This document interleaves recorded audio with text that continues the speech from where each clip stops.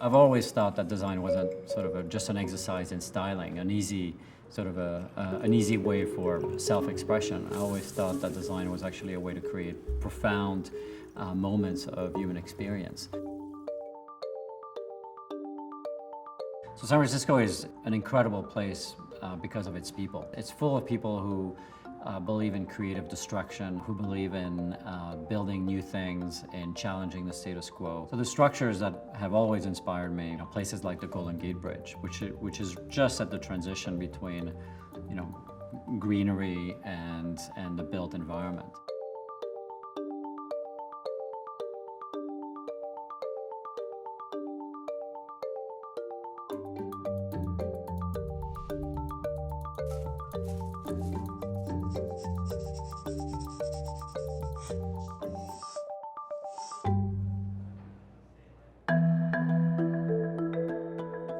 Well, so much of technology today is still about putting a lot of specs in your face. There's kind of a multiplication of the signals and how those signals end up distracting us. I think a lot of the future will be displayed-less without a large display that needs to be turned on, different apps that need to be loaded.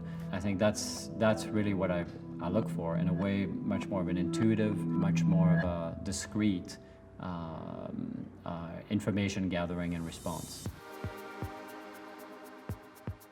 A lot of fitness trackers are giving you diagrams and information, but what we like to serve people is insights, kind of advice. For example, for me, my sleep is often very irregular. I go to sleep at very different times based on travel and work.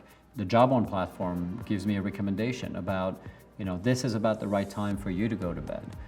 Based on the last 7 days or so. And I get a little reminder, I get a little, and I would say 70% of the time, I make it. And if you don't make it, that's okay. But you have that in the back of your mind. It's an educational process, it's a self-discovery process. The future of the home isn't a place where, you got a screen stuck on your fridge. I think we've seen that in the last 15 years or so. Often the issue is that, the person who installed the technology really loves it and everyone else in the household hates it. But when you're considering technology for the home, you really need to consider everyone, the grandparents, the children, and everybody in between. It's been 200 years that keys and door locks really haven't changed.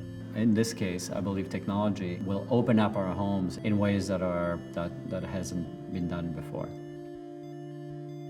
So this is a product that has replaced my keys, August and the August Smart Lock. This is what we want to do. We want to put all your keys, your office keys, your friends' places. What happens when I actuate it, I just lock my door or I'm unlocking.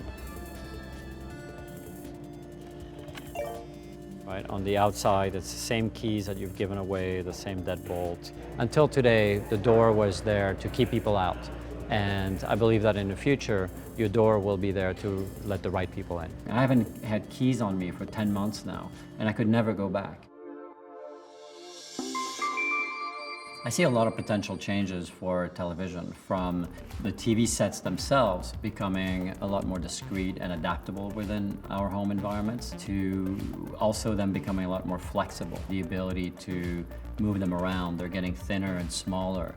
The ability to set them up in very different ways, whether it's in portrait mode or horizontal mode. Our work with Samsung has centered on an immersive experience of the media. Rather than looking at things on your phone or your tablet or your laptop, there's still a place for the beautiful cinematography, the beautiful sound. This is personally the way I like to experience films. So I often reserve the great films of our time for a better screen. So that's what we focused on. The big question is, why do we need an office at all? The answer for us has always been that we like to collaborate. We feel like we're faster, we do better work when we interact with other people. And the more we interact, the more we feel like a community, the more we feel happy to come into the office. Public Office Landscapes, which is the name of the system, was tested for about a year. The problem was, for us is how do you turn all these desks that we have into places that people can go and focus on their personal work, but also places that I can visit, other people can visit each other and see the work there. So turning desks into meeting spots. So we have the new mock-ups. 2 sets of each, whatever you think visually feels the best. Send them in advance. Yeah. If you like them today, we can share them. So. And then we were able to apply that same philosophy throughout the office, whether it's a group area, whether it's more of a front of office welcoming area, whether they're more sort of focus rooms where people are concentrating. How do we create flexibility in an office system that continues to encourage collaboration, but also allows for change?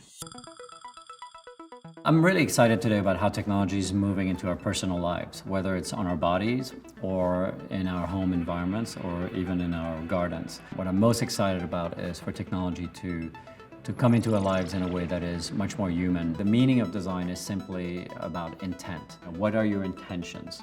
And your designs for that intention are manifested through the physical, the emotional, output.